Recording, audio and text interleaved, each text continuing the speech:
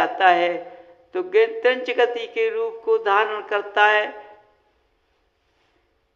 त्रंच गति के जीव में कितना ज्ञान होता है, जानता सब कुछ है, लेकिन इसका बोलना बंद होता है। ये अपनी आवाज से बात करता है तो इसकी आवाज तो इसी व्यंतर त्रंच गति का जीव जो पैदा होता वो इसकी आवाज को समझ लेता है। समझो, जैसे तुम्हारी गाय हुई, तुमने गाय को खाया पिलाया अच्छी तरह से, तुम्हारा मोह इस गाय से बढ़ गया, उस गाय चली गई, तुमने आवाज लगा दी, तो इस गाय ने यदि आवाज तुम्हारी सुन ली तो तुम्हारी आवाज पहचान जाती है और पहचानने से दौड़कर घर आ जाती है। देखो इतना इसको कितना ज्ञान है। ऐसे त्रंच गति के जीवों को इतना ज्ञान होता है जो तुम्हारे इशारे पर चलते हैं।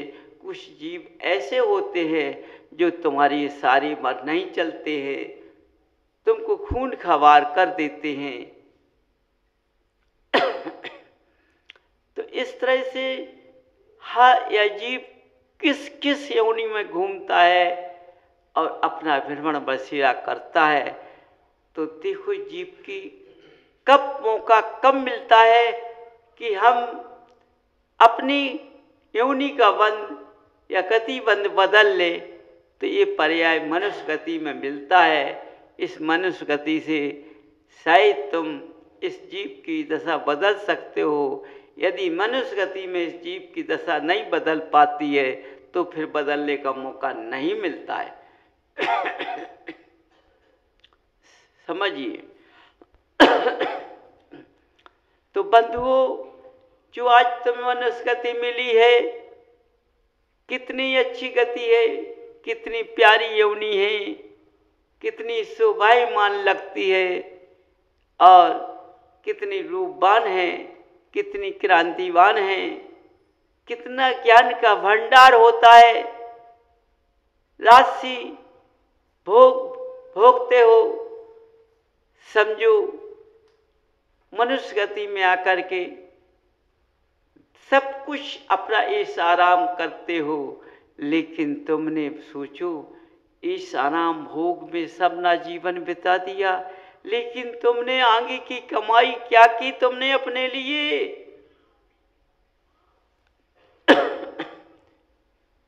क्या की तुमने अपनी कमाई?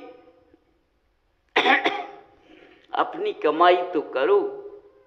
तो आज का मनुष्य अपनी कमाई नहीं कर रहा है, पर पुरुष की कमाई कर रहा है, पर के लिए कमाई कर रहा है, अपने लिए कोई कमाई नहीं कर रहा।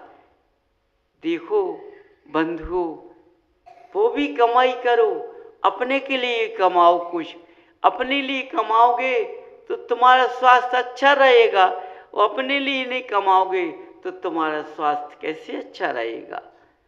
जैसे कहते हैं कि हम व्यंजन करते हैं तभी तो रूप अच्छा लगता है, लेकिन खाना खाने से रूप अच्छा लगता है, शक्तिमान लगता है, लेकिन तुम्हारे अंदर ज्ञान कहाँ है?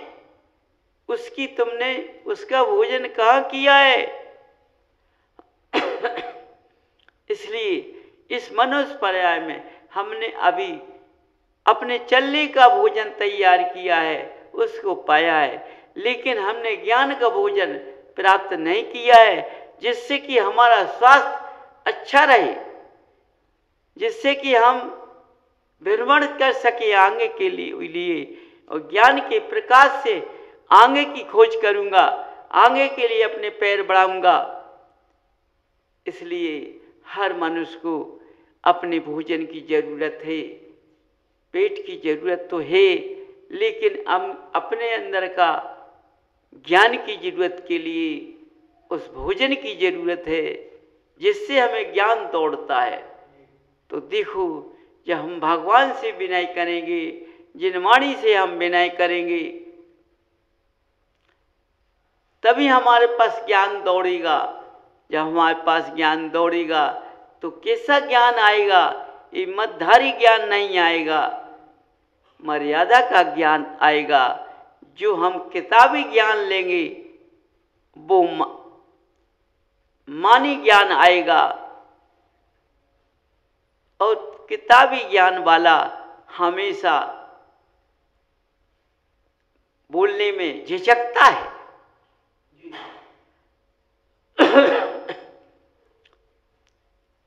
इसलिए इस किताब ज्ञान से काम नहीं चलता है।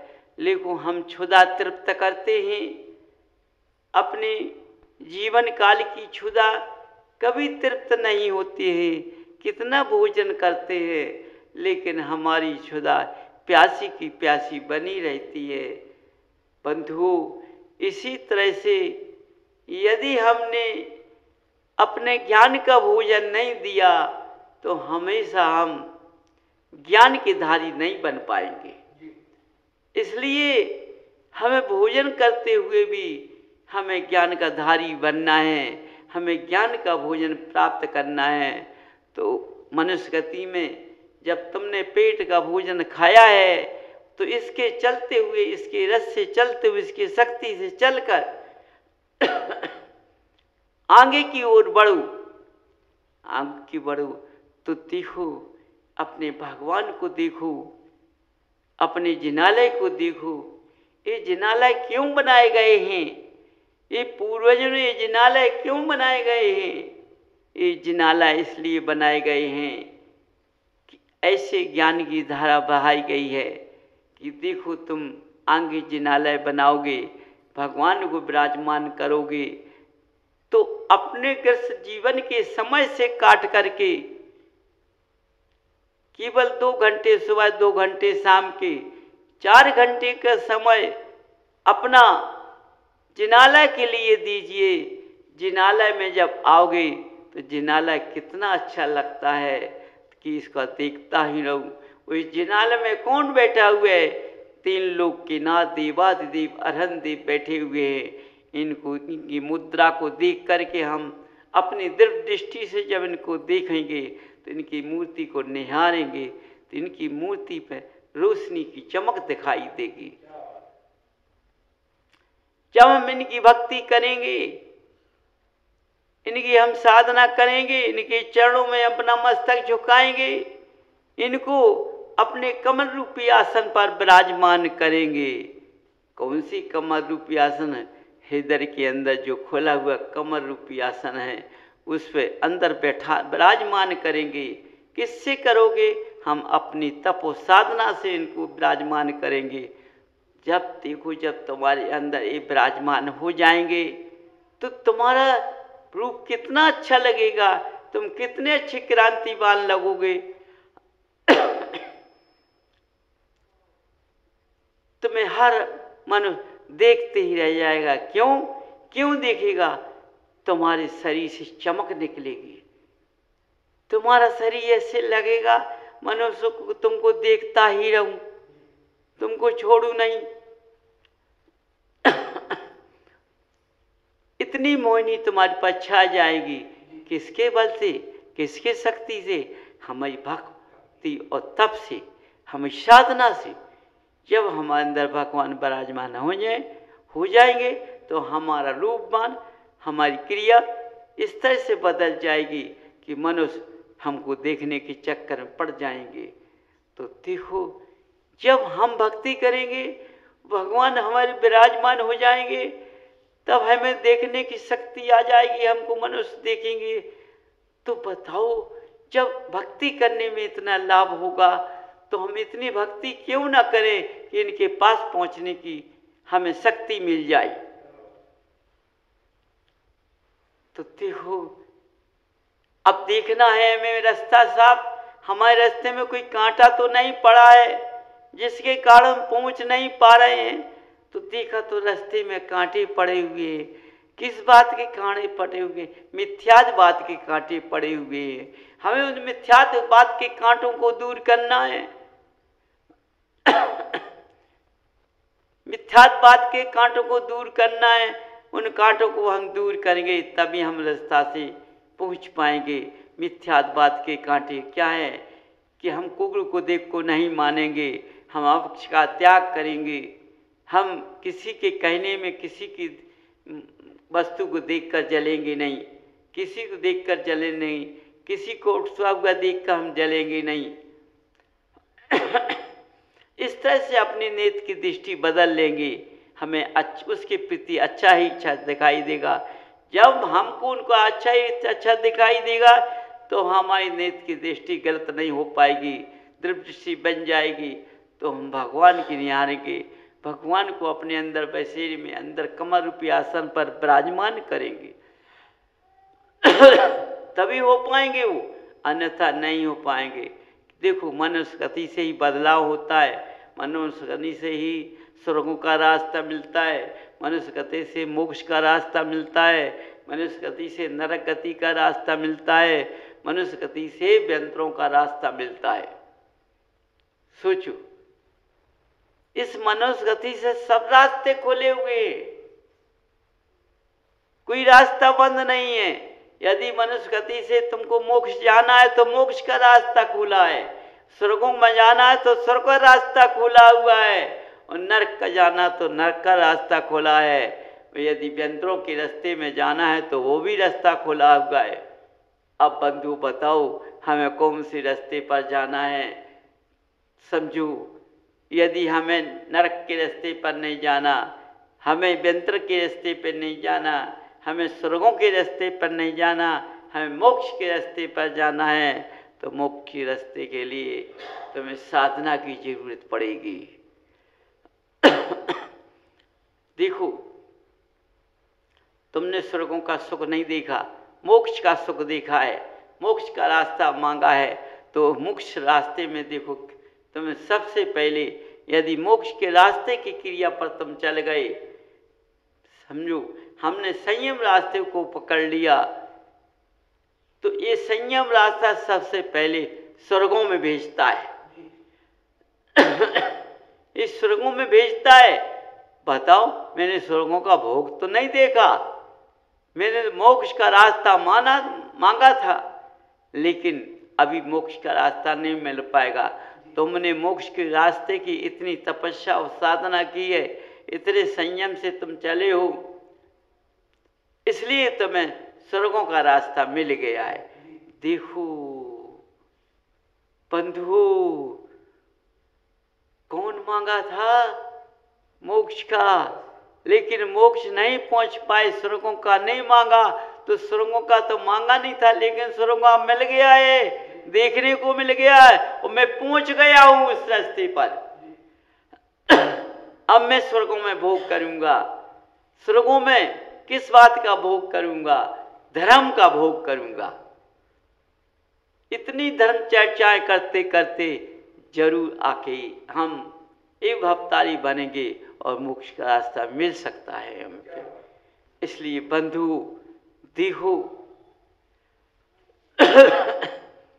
मनुष्य पर्याय से सारे रास्ते बंद होते हैं और मनुष्य पर्याय से सारे रास्ते खुलते हैं। एक इतनी 84 लाख योनियों में मनुष्य गति है, समझो, इसके अलावा कोई गति नहीं है। देव गति भी इतनी बड़ी होती है कि जीवन भर सुख का भोग भोगता है, लेकिन वहाँ से मोक्ष का रास्ता नहीं खुलता है। मोक्ष का रास्ता मनुष्य गति से ही खुलेगा, भरछेद में आकर के, स्वर्गों से नहीं खुलता है मोक्ष का रास्ता। देखो कितनी बड़ी बात है कि कहीं से मोक्ष का रास्ता नहीं है, रास्ता है तो भरछेद के मनुष्य गति से है। तो मनुष्य कितना महान है, मनुष्य महान होते एक रतन है, मनुष्य एक रतन है। रत्न की कीमत कितनी होती है? रत्न की कीमत की अंकित नहीं होता है। रत्न कितना महंगा होता है। पहले मनुष्य सेठ साहूकार लोग इतने रत्नधारी होते थे कि उनके कोठे के कोठे रत्नों से धसे रहते थे, हीरा पन्ना पड़ा रहता था। यदि आज तुम जिनालय में चावल लेकर जाते हो, और जब वो जिनालय जाते थे तो हीरे पन्ने रत्न लेकर जिनालय में चढ़ाते थे। समझो, चावल नहीं ले जाते थे, रतन चढ़ाते थे, हीरा पन्ना चढ़ाते थे जिनालों में जाकर। तुम तो जरा धोख देते हो, चावल की ऐसी छिटकी सी डालते हो सकता 10-15 चावल हों। चढ़ाने वाले बड़े होशियार होते हैं, समझो। एक डिब्बी में 10 भोजन कर लेती महिलाएं बैठ के, समझ जाओ। एक डिब्बी में कितना बनेगा? बहुत से बहुत 50 ग्राम चावल बनेगा और कम बनेगा। और उस 50 ग्राम चावल में 8-10 पूजन बन जाती हैं और डिब्बी का चावल भी दर्शन करने को बच जाता है, तो उसमें दर्शन भी कर लेती हैं। वो बच भी जाता है तो बात करती ले वो, हम तो बचू से हम तो मैं चढ़ाया घरे काय हो ले आए, जब भी कती जाती। माने कितनी कलाएं महिलाओं में पुरुषों में हैं, कितनी ये भगवान को कला दिखाते हैं। भगवान सोचते हैं देखो तो धन्य है इन मनुष्यों को, इनकी महिमा क्या हो गई है, हैं? बताओ। अब तो चूल्हा चला गया है, पहले चूल्हे में आग जलाई जाती थी। अब चूल्हे को तुम लुगर बताओ तो उसमें तो आग वैसी धनकती है, बोलो। तुम उसको धोंक दो अग्नि की, अरे उसमें तो अग्नि पहले जलती आई है। अब भगवान के पास तो स्वयं इतने ज्ञान के भंडारी के 3 लोग एक आंवले के बराबर देखते हैं, और तुम फिर भगवान को तो क्या दिखा रहे हो, है? ईमानदारी, अपनी समझदारी, कितने महान हो तुम लोग।